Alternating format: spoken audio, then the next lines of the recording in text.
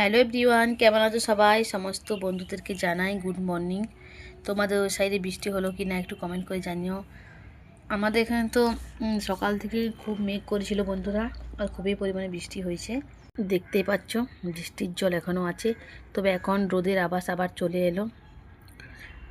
মনে হয় আবার প্রচণ্ড পরিমাণে এখন গরম লাগবে, কারণ আমরা দুতলাতে থাকি। তো উপরতলাতে এখন বৃষ্টির যে জল পড়েছে ওটা রোদ পেয়ে বুঝতেই পারছো কী অবস্থা হবে। তো আমাদেরকে আবার খুবই এখন গরম লাগবে।